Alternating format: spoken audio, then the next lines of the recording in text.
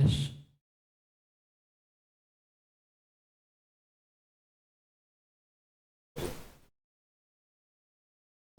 Assalamualaikum warahmatullahi wabarakatuh. Alhamdulillahilladzi khalaqal mauta wal hayata liyabluwakum ayyukum ahsanu amala wa huwal azizul ghafur. Asyhadu an la ilaha illallah, asyhadu anna Muhammadan abduhu wa rasuluhu la nabiyya ba'dah.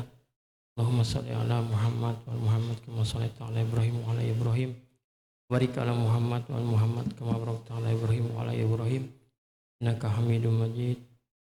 Allahumma inna nas'aluka ilman nafi'a wa rizqan thayyibah wa amalan mutaqabbala. Syukur pada Allah Subhanahu wa taala yang masih banyak memberikan kepada kita nikmat.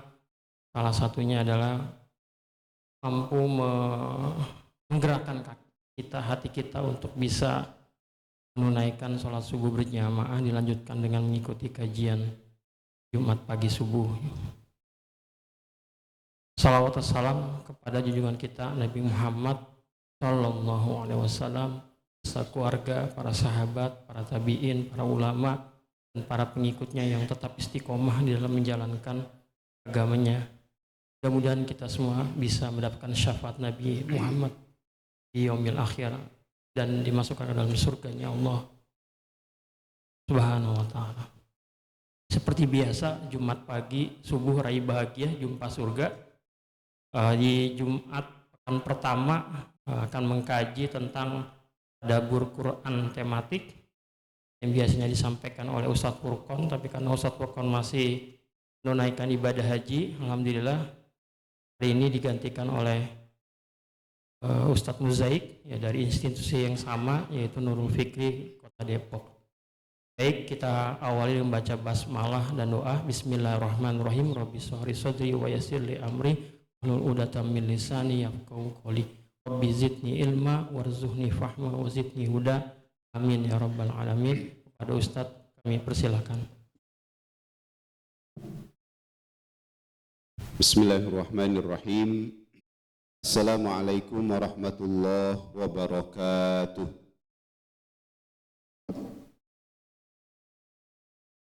Alhamdulillahi wa kafa.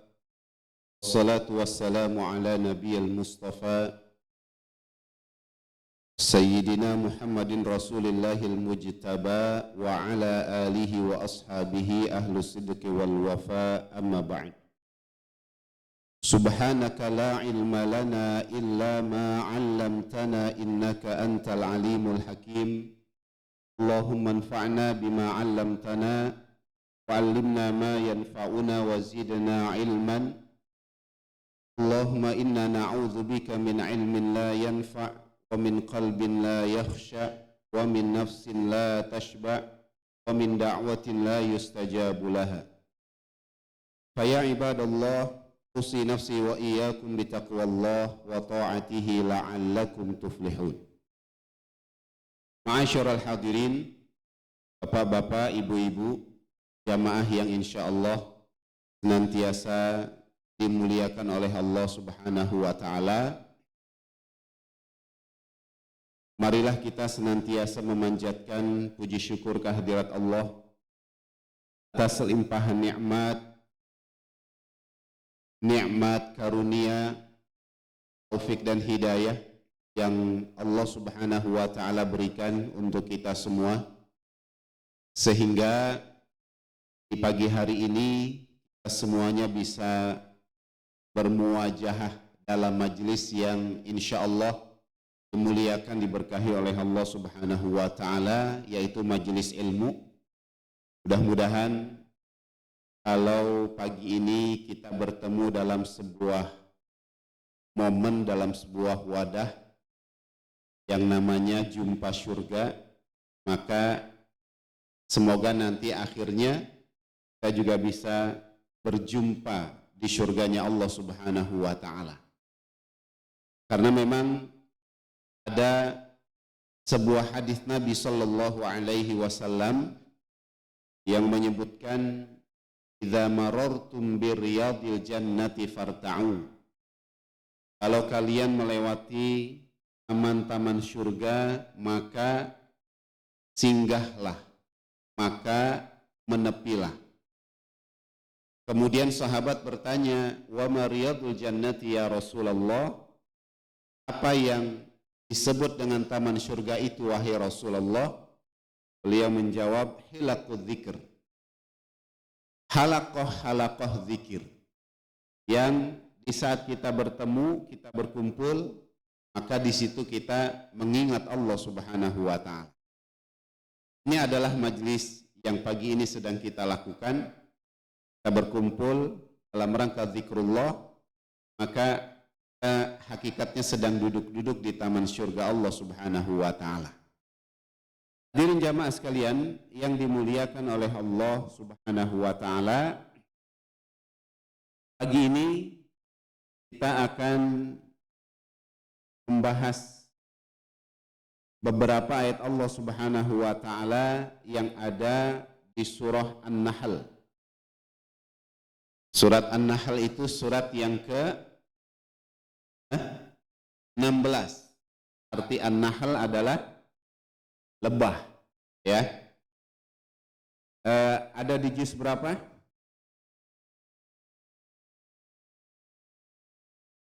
Berapa? 14, ya. Surat ke-16, juznya 14, artinya adalah lebah. Ayat 120 sampai dengan 122.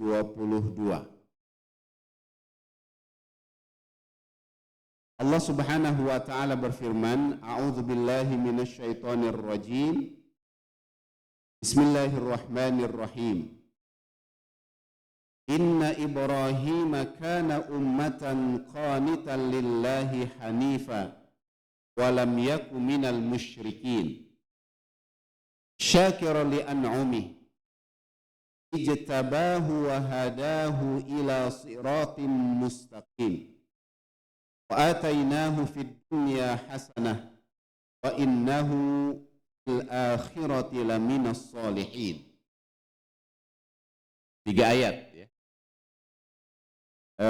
Kalau tadi dibacakan, kira-kira 3 ayat ini bercerita tentang siapa? Ibrahim. Karena ada kata Ibrahim, inna Ibrahim. Maka ini bercerita tentang sosok Nabiullah Ibrahim alaihi salam. Kira-kira kenapa yang dipilih yaitu Ibrahim? Kenapa bukan yang lain? Beliau kekasih Allah. Kenapa pagi ini kita ambil temanya tentang Ibrahim? Ada yang tahu nggak? Cuma terserah saya aja kan. Habis saya tanya kan sama Pak Jadi, kira-kira bahasan tentang apa nih yang bagus? Terserah Ustadz aja, kata. Ya udah, terserah, saya pilih ini. Tapi ini bukan sembarang pilih. Bukan sembarang pilih. Kenapa sosok Ibrahim? Karena momennya masih sesuai.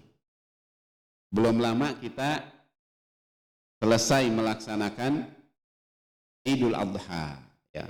Kita menemui hari raya Idul Adha, kemudian menyembelih hewan kurban. Nah, momen ini sangat lekat dengan sosok Nabiullah Ibrahim alaihi salam, ya. Nah, sehingga diharapkan tuh ketika kita bertemu dengan momen Idul Adha, menyembelih hewan kurban, kita itu bisa belajar dari sosok Ibrahim alaihi salam, baik secara pribadi atau juga keluarga. Karena memang keluarga Nabiullah Ibrahim alaihi salam ini adalah keluarga yang diidam-idamkan. Setuju enggak? Kenapa diidam-idamkan? Sang suami, yaitu Ibrahim alaihi salam, ini adalah orang yang beriman kepada Allah Subhanahu wa ta'ala. Anaknya Ismail alaihi salam juga adalah sosok yang beriman kepada Allah Subhanahu wa taala. Istrinya Hajar juga adalah sosok yang beriman kepada Allah Subhanahu wa taala. Nah, kira-kira ibu-ibu ingin nggak punya keluarga seperti ini? Suaminya beriman, istrinya beriman, anaknya beriman. Pengen, Bu? Hah? Pengen banget ya? Pengen keluarga kita seperti keluarganya Ibrahim. Tapi ibu-ibu jangan lupa ya, Nabi Ibrahim itu istrinya 2. Enggak mau ya. Istrinya 2, tapi alhamdulillah istri yang pertamanya Sarah itu juga adalah orang yang beriman kepada Allah Subhanahu wa taala. Masya Allah. Jadi pengen menjadi keluarganya seperti Ibrahim, tapi poin istrinya 2 itu skip aja dulu. Jangan jadi obrolan. Gitu ya. Mudah-mudahan Allah jadikan keluarga kita sebagai orang-orang yang beriman kepada Allah Subhanahu wa taala. Amin ya rabbal alamin. Apa yang Allah sampaikan, inna Ibrahim, sesungguhnya Ibrahim itu kana ummatan, adalah seseorang yang qanitan lillahi, dia taat kepada Allah Subhanahu wa taala, hanifan, dan juga seseorang yang hanif, walam yaku minal musyrikin, dan tidak termasuk dalam golongan orang-orang yang musyrik. Nah, ini kita lihat dari ayat ke 120-nya. Ada 1, 2, 3, 4. Ada 4 pelajaran yang bisa kita ambil dari sosok Nabiullah Ibrahim alaihissalam. Bapak Ibu, jamaah sekalian yang dimuliakan oleh Allah Subhanahu wa taala, ayat ini sesungguhnya adalah pujian. Kalau boleh kita sebut pujian dari Allah Subhanahu wa taala kepada hambanya, rasulnya, kekasihnya, yaitu Ibrahim alaihissalam.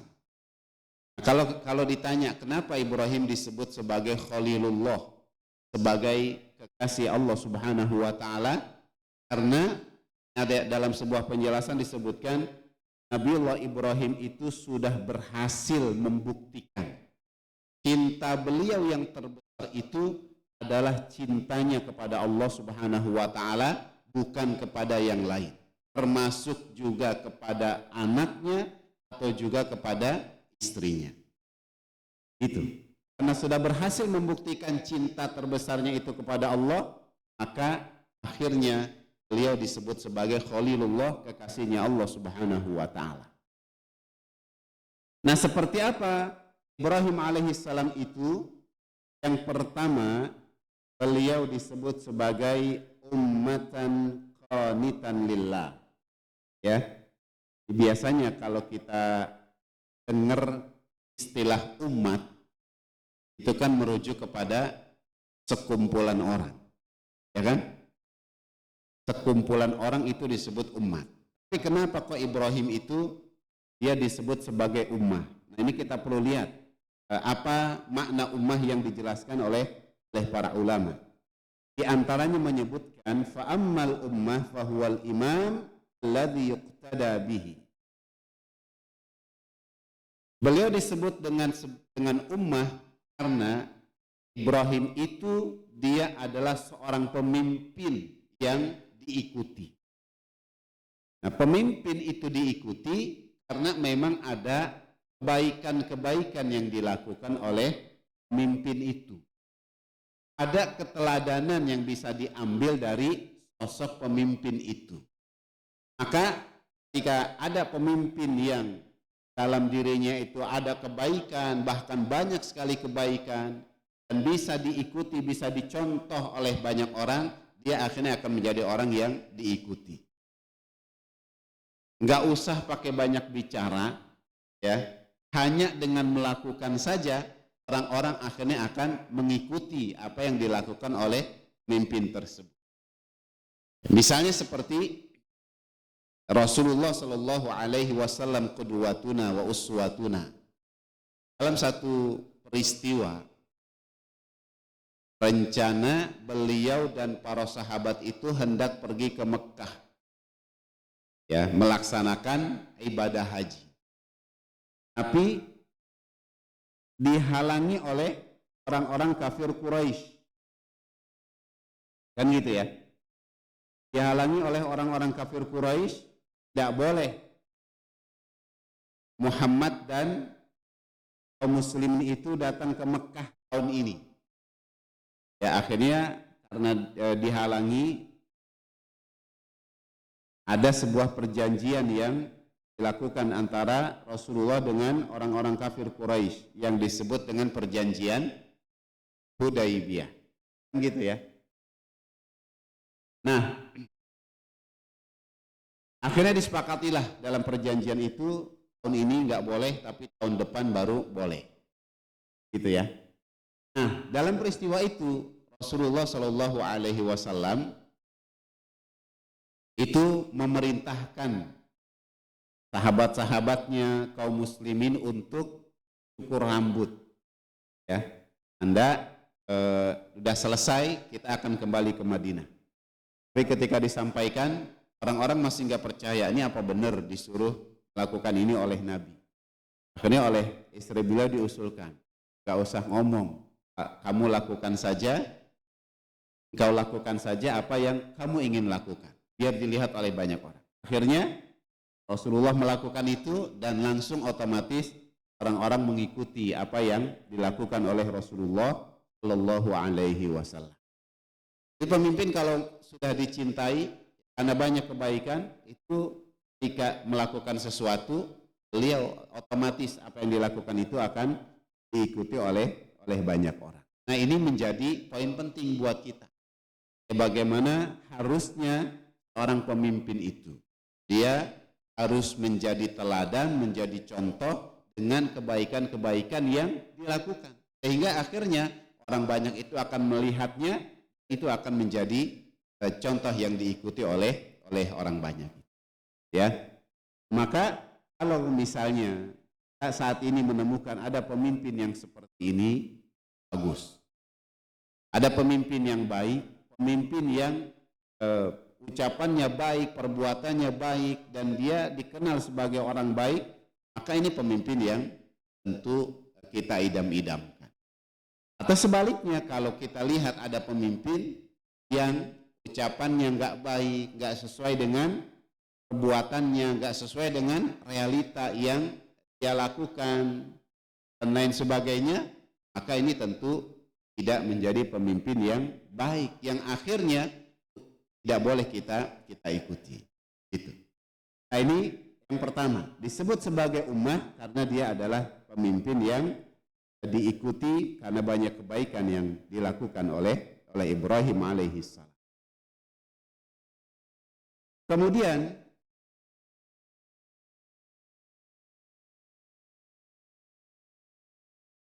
disebut juga, ini disampaikan oleh Abdullah ibnu Mas'ud radhiyallahu anhu. Ibrahim itu disebut sebagai ummah karena dia muallimul khair,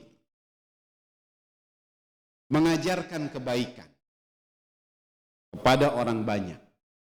Itu yang dilakukan oleh Ibrahim alaihissalam sepanjang hidupnya, sejak beliau masih remaja sampai tentunya ketika diangkat menjadi Rasul. Misalnya apa? Ketika masih jadi anak muda, kasus atau peristiwa penghancuran berhala. Ini kan sesungguhnya Ibrahim ingin mengajarkan kebaikan kepada banyak orang, bahwa yang namanya batu itu tidak layak disembah karena dia tidak bisa melakukan apa-apa, kan begitu. Maka dengan strategi yang kecil-kecil dihancurkan, yang besar dibiarkan, kemudian kampaknya dikalungkan di patung yang besar itu bikin orang mikir. Ya, ketika ditanya, benar kamu Ibrahim yang menghancurkan patung-patung kami? Oh, bukan saya. Yang melakukan itu pasti yang besar itu. Kampaknya ada di situ. Gitu kan? Orang-orang mikir. Enggak mungkin lah dia melakukan itu karena dia batu, kan gitu kan. Orang-orang berpikir begitu. Maka Ibrahim menegaskan, kalian tahu dia batu, nggak bisa melakukan apa-apa, kenapa kalian sembah? Gitu. Ini kan sebenarnya sedang mengajarkan kebaikan kepada banyak orang. Maka orang-orang yang kemudian akhirnya mendapatkan pencerahan dari kebaikan yang diajarkan, mendapatkan hidayah, tapi yang hatinya bebal, hatinya keras, meskipun sudah jelas kebenaran itu tampak sebagai sebuah kebenaran, tetap dia tidak mau mengambil itu sebagai kebenaran dalam hidupnya. Gitu. Saya peristiwa itu. Atau juga peristiwa yang lain, banyak sekali yang sudah dicontohkan oleh Nabiullah Ibrahim. Nah, ini ketika muda juga, beliau mencari sosok Tuhan itu yang mana. Ya kan? Melihat bintang, bercahaya, beliau bilang ini pasti Tuhanku. Tapi ketika bintang lenyap, nggak ada, hilang, beliau bilang Tuhanku nggak mungkin hilang. Lihat bulan yang lebih besar, bilang ini pasti Tuhanku. Ternyata ketika bulan itu juga hilang, Tuhanku tidak mungkin tenggelam. Matahari lebih besar lagi, lebih bersinar lagi, wah ini pasti Tuhanku.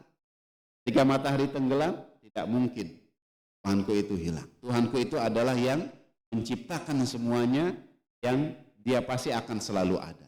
Nah, ini juga sedang mengajarkan kita bagaimana sosok Tuhan yang sebenarnya yang harus kita sembah itu. Dan ketika kita sudah menemukan itu, nah kita harus jaga ini dengan sebaik-baiknya. Nah, itulah Ibrahim alaihissalam. Muallimul khair, dia adalah orang yang selalu mengajarkan kebaikan kepada banyak orang. Dan Masya Allah, kalau jalan ini kita ikuti, ya, maka ada satu hadis Nabi Shallallahu Alaihi Wasallam yang menjelaskan kepada kita, kalau ada seseorang yang mendapatkan hidayah karena usaha kita atau karena perantaraan dari kita, maka itu lebih baik nilainya daripada dunia dan segala isinya, gitu kan? Rasulullah Shallallahu Alaihi Wasallam menyebutkan demikian. Ada satu orang yang akhirnya dia semangat ibadah, itu atas ajakan kita, ya, atas usaha kita, maka itu nilainya lebih baik dari dunia dan segala isinya. Atau dalam riwayat yang lain itu menyebutkan lebih baik daripada umurin ni'am, unta yang merah. Unta merah pada masa itu dia adalah kendaraan yang paling bagus. Kalau sekarang itu apa kira-kira kalau dibandingkan? Mobil ya, tapi mobil yang paling bagus, mobil sport, misalnya apa itu? Lambo, Ferrari dan lain sebagainya yang harganya Masya Allah, ya, harganya bisa mulai dari 2, 3, 4 miliar sampai ada yang puluhan miliar, dan diproduksi juga terbatas, hanya beberapa unit di seluruh dunia, gitu kan. Coba bayangin kalau kita punya satu aja mobil yang seperti itu, oh pasti bangga banget kan, seneng ya, bisa punya mobil yang harganya sekian miliar itu. Ketika ditanya sama orang, wah kita bisa menceritakan itu dengan penuh kebanggaan. Ada yang lebih baik dari itu, yaitu saat kita bisa mengajak orang lain menempuh jalan kebaikan yang sudah kita tempuh, menjalankan ibadah dengan penuh semangat sebagaimana kita sudah semangat juga menjalankan ibadah, merasakan nikmatnya, manisnya beribadah kepada Allah sebagaimana yang sudah kita lakukan selama ini. Akhirnya dia ikut dan dia melakukan itu juga lebih baik daripada onta merah, atau dalam riwayat lain daripada dunia dan segala isinya. Masya Allah. Dengan apa? Muallimul khair, mengajarkan kebaikan itu kepada orang lain. Man dalla ala khairin bahwa falahu ajru mithlu fa'ili. Siapa yang menunjukkan kebaikan pada seseorang, maka dia akan mendapatkan pahala sebanyak orang yang melakukannya itu. Satu orang, maka dia dapat pahala satu orang plus dengan pahala dia sendiri. Kalau yang mengikutinya 10 orang, dia dapat pahala 10 orang plus pahala dia sendiri tanpa mengurangi pahala orang tersebut. Masya Allah. Ini kebaikan yang besar. Maka inilah Ibrahim alaihi salam. Dan setiap episode kehidupan Nabiullah Ibrahim itu adalah dalam rangka mengajarkan kebaikan kepada kita. Apapun itu. Ketika diperintahkan bawa istri dan anaknya ke lembah tandus yang tidak ada pohon-pohonan, yang tidak ada orang di sana, itu sedang mengajarkan kebaikan kepada kita. Maka terbukti apapun yang kemudian dilakukan oleh Nabiullah Ibrahim itu akhirnya menjadi sebuah prosesi ibadah yang dilakukan oleh jutaan manusia sampai nanti menjelang hari kiamat, yaitu ibadah haji. Gitu. Masya Allah. Ya. Nah, ini yang pertama. Ibrahim itu adalah ummatan qanitan lillah. Beliau juga orang yang taat kepada Allah Subhanahu wa ta'ala. Orang yang taat itu kan ketika diperintahkan sesuatu dia mengerjakan. Gitu. Itu namanya taat. Beda dengan orang yang kalau disuruh sesuatu banyak mikir, ini belum taat. Disuruh sesuatu banyak nanya, belum taat. Disuruh sesuatu malah gak mengerjakan. Ini bukan lagi orang yang taat, tapi orang yang maksiat kan gitu. Yang disuruh A, yang dikerjain B. Nah ini terbalik. Nah Ibrahim, apa yang diperintahkan oleh Allah, maka dia melakukan itu. Yang paling fenomenal itu adalah peristiwa diperintahnya Ibrahim untuk menyembelih anaknya. Yang paling fenomenal. Masya Allah. Tidak ada seorang pun ya yang mau sebenarnya ketika diperintahkan untuk menyembelih anak. Maka Ibrahim ketika dapat mimpi itu enggak langsung otomatis besoknya dia kerjain. Masih berpikir, benar enggak ini?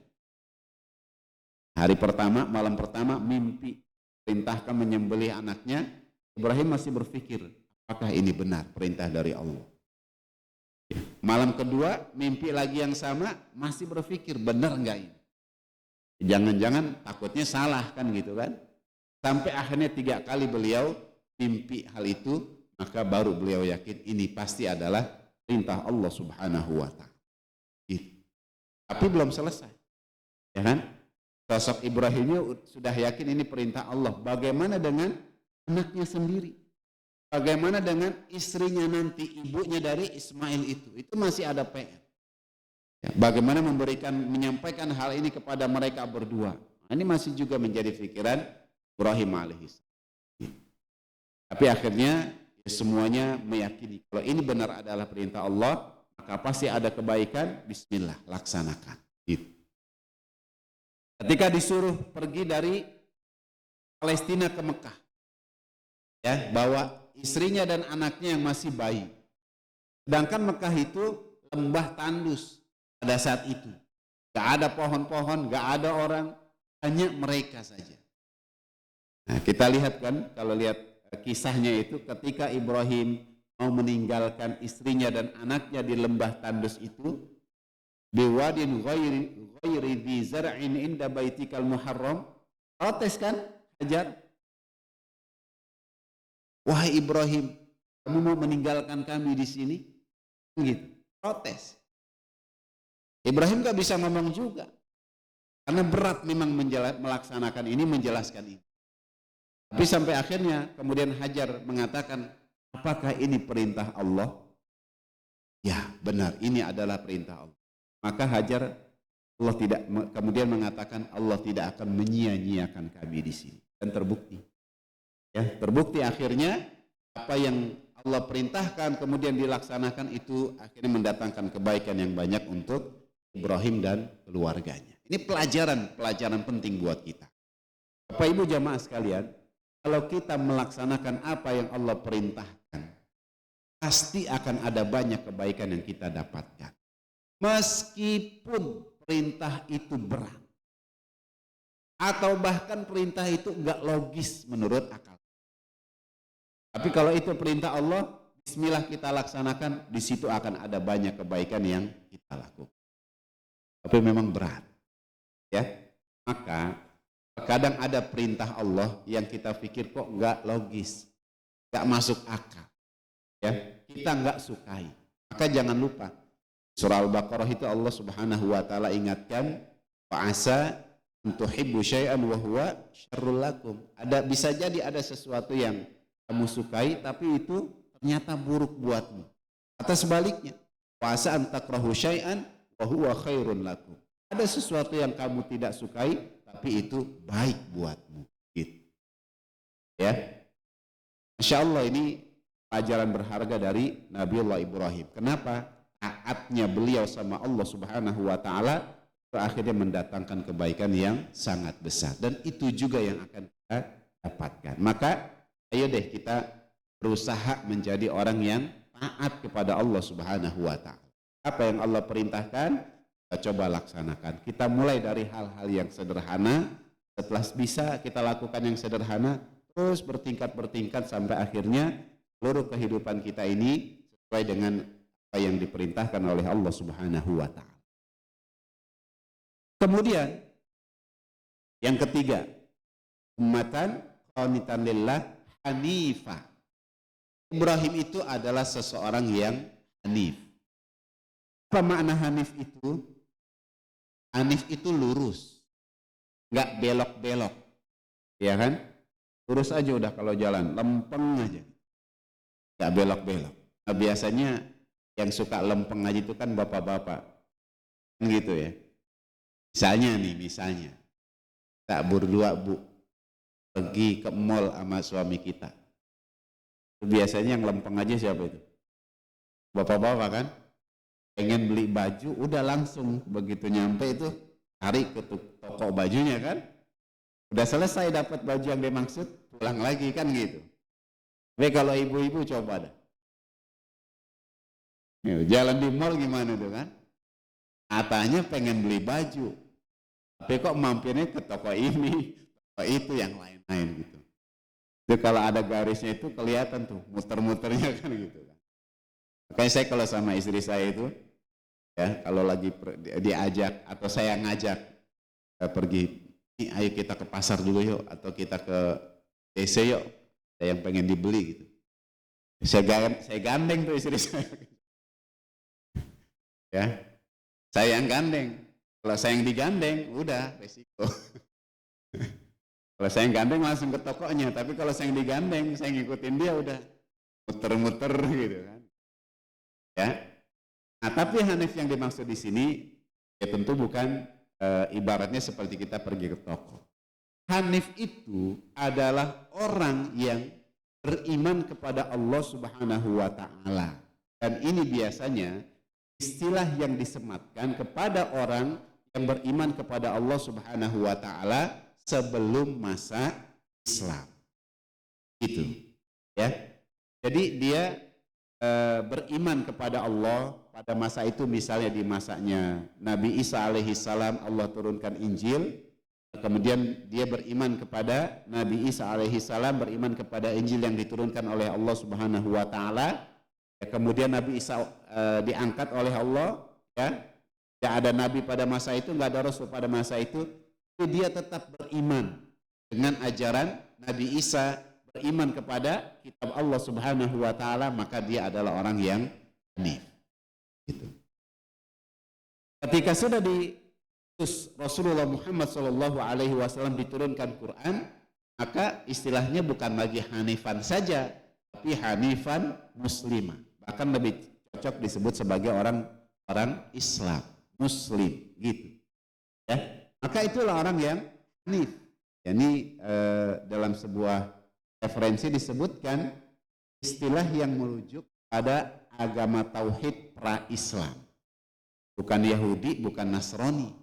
Ya, dia tauhid, beriman kepada Allah, beriman kepada kitab yang diturunkan oleh Allah Subhanahu wa taala, tapi juga belum disebut sebagai Muslim, gitu.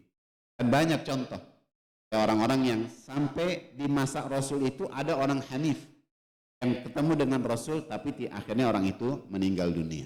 Misalnya siapa? Pamannya Khadijah, istri Rasulullah Shallallahu Alaihi Wasallam, yang namanya Waraqah bin Naufal. Ya, ini orang yang hanif, ahlul kitab, beriman kepada Allah. Maka ketika Khadijah mengajak Rasulullah yang saat itu sedang ketakutan karena baru saja didatangi oleh Jibril alaihi salam. Apa kata Waraqah? Kalau nanti orang-orang akan mengusir dia, aku akan tampil menjadi pembelanya. Gitu kan? Tapi tidak lama setelah itu akhirnya Waraqah wafat. Nah, orang yang seperti ini disebut sebagai orang yang hanif. Dia tetap berada di jalan Allah Subhanahu wa taala, tetap berada di jalan yang lurus. Dan ini doa kita selama ini. Ya, ketika kita sholat, kita baca surah Al-Fatihah, ihdinas siratal mustaqim, beri hidayah kepada kami agar kami tetap berada di jalan yang lurus, yaitu jalan yang hanif. Dan ini harus kita jaga. Ya, karena bisa jadi sekarang kita ada di jalan yang lurus, tapi wallahu alam besok dan seterusnya bisa jadi jalan kita akhirnya menyimpang. Makanya Rasulullah pernah tuh, beliau bikin satu garis di hadapan orang-orang, terus beliau mengatakan ini adalah jalannya Allah, jalan yang lurus. Kemudian di kiri kanannya beliau bikin lagi garis, maka ini adalah jalan-jalan syaitan, jalan-jalan yang menyimpang. Maka tetaplah kalian berada di jalan yang lurus ini sampai nanti bisa masuk ke dalam surga Allah Subhanahu wa taala. Ini yang harus kita lakukan juga. Caranya gimana? Belajar. Ya. Ngaji. Datang ke majelis ilmu. Ya, ibadah terus kita jalankan dengan sepenuh hati. Ini adalah upaya yang sedang kita lakukan agar kita tetap berada di jalan yang lurus, menjadi orang-orang yang hanif. Ya, yang tetap beriman kepada Allah Subhanahu wa taala sepanjang hidup kita. Kemudian yang berikutnya walam yaku minal musyrikin, dan Ibrahim itu bukan orang musyrik. Beliau orang yang beriman kepada Allah Subhanahu wa taala. Ya. Bapak Ibu jamaah sekalian yang dimuliakan oleh Allah Subhanahu wa taala. Ini juga yang perlu kita miliki dalam diri kita, menjauhkan syirik sejauh-jauhnya dari kehidupan kita. Karena dosa syirik ini adalah dosa yang tidak diampuni oleh Allah Subhanahu wa taala. Kan gitu. Ya. Tapi hati-hati. Ada yang namanya syirik kecil yang kadang-kadang kita kurang waspadai. Apa itu syirik kecil? Saat kita beramal tapi amal kita itu bukan lillahi ta'ala. Amal kita itu hanya ingin dilihat oleh orang atau didengar oleh orang. Ya, bahasa agamanya apa itu? Amal yang bukan untuk Allah, riya. Ya, riya itu adalah syirik kecil. Ya, maka kita harus hati-hati, waspadai ini. Ya, karena kalau syirik besar jelas, kita udah ngerti, paham. Percaya sama dukun nggak boleh. Nyembah pohon nggak boleh, ya kan? Nyembah selain Allah nggak boleh, kita paham itu. Tapi syirik kecil itu yang kita harus waspadai, dan kadang-kadang suka menyelinap masuk ke dalam hati kita. Gitu. Makanya perbanyak doa. Allahumma inna na'udzubika min an nusyrika bika syai'an na'lamu wa nastaghfiruka lima la na'lam. Ya Allah, kami berlindung kepadamu dari perbuatan syirik, ya, min an nusyrika bika syai'an na'lamu, yang kami sadari, yang kami ketahui, wa nastaghfiruka lima la na'lamu, dan kami mohon ampun kepadamu ya Allah dari perbuatan syirik yang tidak kami sadari, tidak kami ketahui. Gitu. Nah, ini pentingnya kita mendalami ilmu tauhid sehingga akhirnya kita mengetahui definisi syirik, yaitu dengan jelas juga bentuk-bentuk syirik yang kita harus jauhkan dari kehidupan kita. Sebagaimana Nabiullah Ibrahim alaihissalam yang betul-betul beliau membebaskan dirinya dari perbuatan syirik itu. Bapak Ibu jamaah sekalian yang dimuliakan oleh Allah Subhanahu wa taala, berikutnya ayat ke-121. Allah katakan syakiran li an'umi. Ibrahim itu juga adalah orang yang bersyukur pada Allah Subhanahu wa taala atas nikmat-nikmat yang sudah Allah berikan. Ini pelajaran buat kita. Bagaimana akhirnya bisa mencontoh sosok Ibrahim alaihissalam, bersyukur kepada Allah Subhanahu wa taala. Nah, ini pelajarannya dari doa-doa yang beliau panjatkan kepada Allah. Apa doa yang fenomenal dari Ibrahim itu? Doa yang beliau panjatkan bertahun-tahun. Rabbi habli minas solihin. Ya kan? Ya Allah, karuniakan kepadaku keturunan yang termasuk orang soleh. Akhirnya Allah kabulkan doa itu setelah bertahun-tahun. Ya, apa kata Ibrahim? Alhamdulillahilladzi wahabali alal kibari Ismail. Segala puji bagi Allah Subhanahu wa taala yang telah menganugerahkan di masa tuaku Ismail, anaknya yang beliau cintai. Nah, kemudian Ibrahim mengatakan, innaka sami'ud du'a. Sesungguhnya engkau ya Allah maha mendengar doa yang dipanjatkan, maha mengabulkan doa yang dipanjat.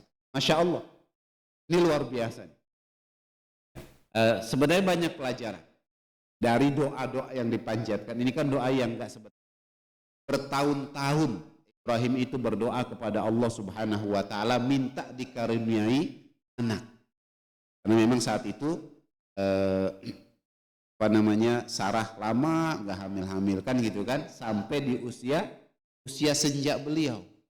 Baru kemudian Allah karuniakan anak melalui Hajar istri keduanya, lahir Ismail. Kemudian Sarah juga akhirnya mengandung lahir Ishak, kan begitu. Ya. Sudah bertahun-tahun doa belum dikabulkan, tapi nggak putus asa. Terus saja beliau berdoa kepada Allah sampai akhirnya datang Ismail. Maka menarik tuh ketika doanya, ketika Ibrahim mengatakan innaka sami'ud du'a, engkau maha mendengar. Maka pelajaran buat kita Bapak Ibu, jangan pernah putus asa ketika kita meminta kepada Allah Subhanahu wa taala. Bisa jadi kita minta sekarang kok nggak dikasih sama Allah. Kok tahu sampai tahun depan belum dikasih sama Allah. Bertahun-tahun belum dikasih sama Allah. Jangan pernah putus asa. Karena ada sebuah keyakinan yang tidak boleh hilang. Allah itu maha mengabulkan doa. Gitu. Ini nggak boleh hilang dari diri kita. Kenapa saya udah doa bertahun-tahun kok Allah belum kasih juga? Belum saatnya. Karena Allah tahu apa yang menjadi kebutuhan kita. Allah tahu kapan momen yang pas yang akan Allah kabulkan apa yang kita minta itu. Gitu. Ya. Bagaimana Ibrahim? Maka jangan pernah putus asa. Ketika meminta berdoa, minta aja terus, sampaikan terus apa yang menjadi hajat kita. Begitu. Walaupun akhirnya dalam kehidupan dunia ini belum juga kita dapatkan, yakinlah apa yang kita minta itu nanti akan Allah berikan ketika kita ada di negeri akhirat. Maka itu ketika belum. Bagaimana ketika sudah apa yang kita minta kemudian kita Allah berikan? Bersyukur kepada Allah Subhanahu wa ta'ala. Syakiran li an'umi, atas nikmat yang Allah Subhanahu wa ta'ala beri. Bapak Ibu jamaah sekalian, bersyukur itu bisa kita lakukan dengan 3 cara. Yang pertama, bersyukur dengan hati kita. Gimana caranya bersyukur dengan hati? Meyakini bahwa semua yang kita dapatkan itu dari Allah Subhanahu wa ta'ala, bukan dari yang lain. Bukan karena kerja keras kita, bukan karena usaha kita, bukan karena pandainya kita, bukan karena hebatnya kita, bukan karena kuatnya kita, bukan. Tapi itu pemberian Allah Subhanahu wa ta'ala. Punya suami soleh itu bukan karena kita yang hebat, Allah yang melembutkan hati suami kita. Terus punya istri solihah, ya itu bukan karena pinternya kita sebagai seorang suami, bukan. Tapi karena Allah yang melembutkan istri hati kita sehingga dia menjadi orang yang taat kepada Allah. Punya anak-anak solih solihah itu bukan karena hebatnya kita, karena Allah yang melembutkan hati anak-anak kita. Ya, kemudian ketika kita berikan arahan, mereka menerima arahan itu dan menjalankannya. Punya rumah mewah bukan karena kerja keras yang kita lakukan, tapi karena Allah yang kemudian memberikan rezeki kepada kita. Itu yang harus kita tanamkan dalam hati, bahwa semua yang kita miliki itu adalah berasal dari Allah. Bersyukur melalui hati. Yang kedua, bersyukur melalui lisan. Setiap kali mendapatkan kebaikan, tidak lupa untuk mengucapkan hamdalah, alhamdulillah. Dapat yang banyak bersyukur, dapat yang sedikit bersyukur juga. Gitu. Kadang-kadang dapat yang banyak itu kita ringan untuk bersyukur, tapi ketika dapat yang sedikit ngomongnya oh, cuma segini doang, gitu. Bersyukurnya lupa. Gitu kan? Maka orang yang bertakwa itu, kalau kata Imam Ali bin Abi Thalib, itu bukan orang yang bersyukur ketika dapat yang banyak, bukan. Tapi ketika dia dapat yang sedikit, kemudian dia tidak lupa untuk tetap bersyukur kepada Allah, itu ciri ketakwaan seseorang. Ya. Ridho dengan yang sedikit yang Allah berikan, itu ciri ketakwaan seseorang. Kalau dapat banyak bersyukur itu mah biasa. Ya kan? Dapat duit 1 triliun. Kita bersyukur alhamdulillah gitu kan. Biasa. Dapatnya banyak. Coba kalau dapat sedikit kita bersyukur. Belum tentu semuanya bisa. Ada yang ngedumel. Apalagi udah capek usahanya kan gitu kan. Udah capek-capek banting tulang pers keringat segini doang dapatnya. Buat cukup buat apaan gitu, yang bisa jadi begitu ngomongnya. Gitu kan? Ibu-ibu dikasih sedikit protes. Ah, Bapak tahu nggak? Beli beras aja seliter tuh yang enak, agak enakan 10.000 Pak. Ya, minyak goreng 1 liter berapa Pak? Ya, terus tempe sepotong aja tuh udah 5.000 Pak gitu. Dikasih duit 20.000 buat masak yang enak, dapat apaan Pak? Gitu. Gitu ngomongnya. Ya. Maka kalau ada orang yang bisa bersyukur dengan yang sedikit, itu baru luar biasa. Kayak Rasulullah dalam satu hadis menyebutkan, "Man lam yashkuril qalil, lam yashkuril katsir." Siapa yang tidak bersyukur dengan yang sedikit, dia nggak akan bisa bersyukur ketika dapat yang banyak. Maka sekecil apapun, sesedikit apapun nikmat yang kita lakukan, kita coba latihkan diri kita untuk selalu bersyukur kepada Allah, tidak lupa mengucapkan alhamdulillah. Bahkan kalau mau jujur ya, banyak nikmat Allah yang kita luput untuk syukuri. Setiap hari, setiap saat kita dapatkan, tapi kita luput untuk mensyukurinya. Contohnya apa? Kita bisa bernafas. Iya kan? Masya Allah, ini nikmat besar. Tapi kita kadang-kadang juga luput untuk bersyukur. Ada nggak yang pernah ngomong, ya Allah terima kasih atas nikmat udara, oksigen yang Engkau berikan kepada kami, sehingga kami bisa bernafas dengan leluasa. Ada nggak yang pernah begitu sengaja-ngaja? Jarang. Padahal itu nikmat besar dari Allah Subhanahu wa Ta'ala. Gitu ya. Nah, inilah Ibrahim yang bersyukur kepada Allah Subhanahu wa Ta'ala, maka ini menjadi pelajaran buat kita. Maka dengan keistimewaan yang ada dalam sosok Ibrahim itu, ijtabahu wa hadahu ila siratim mustaqim. Allah pilih Ibrahim, kemudian Allah kasih hidayah kepada Ibrahim hingga dia ada di jalan yang lurus. Ya.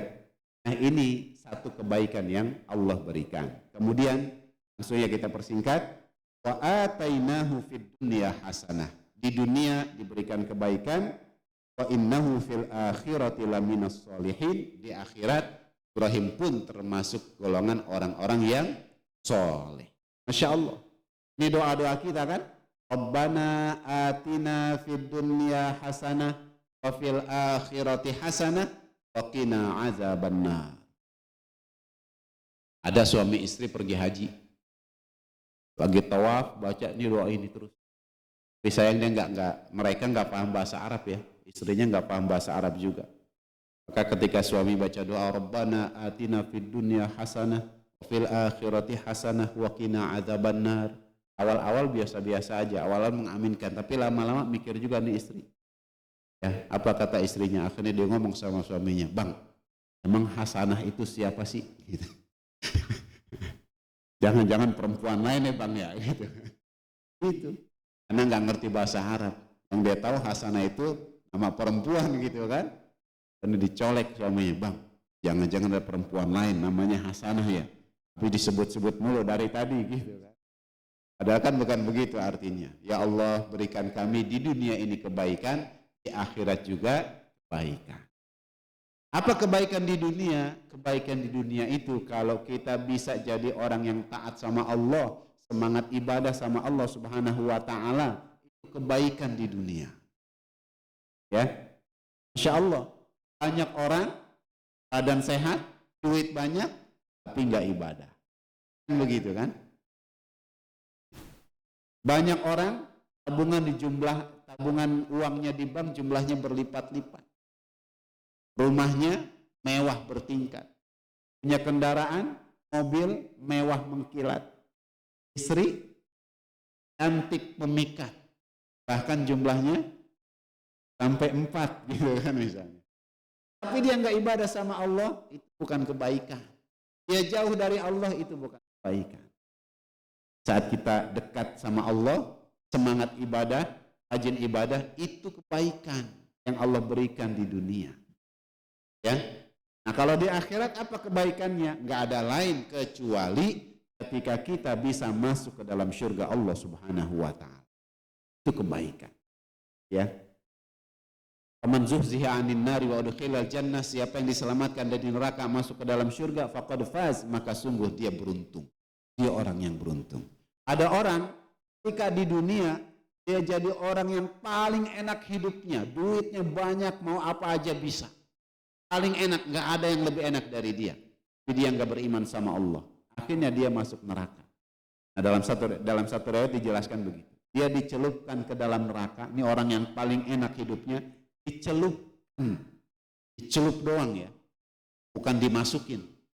Kalau kita bikin teh celup tuh kan, celup angkat lagi kan gitu kan. Nah cuma dicelup.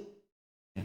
Begitu dicelupkan ke dalam neraka, diangkat lagi, ditanya dia, apa nikmatan hidup yang pernah engkau rasakan selama di dunia? Jawaban orang itu, ya Allah, tidak ada sedikit pun yang saya rasakan dari kenikmatan hidup itu. Padahal faktanya di dunia dia adalah orang yang paling enak hidupnya, tapi karena udah dicelupkan ke dalam neraka, hilang jejak kenikmatan hidup di dunia itu, nggak berbekas sama sekali. Dan sebaliknya, ada orang yang ketika hidup di dunia paling susah, nggak ada lagi yang lebih susah selain dia. Kemudian dia dimasukkan ke dalam surga sebentar, tanya setelah itu, apa kesusahan dunia yang pernah engkau rasakan? Ya Allah, tidak ada sedikit pun kesusahan dunia yang saya rasakan.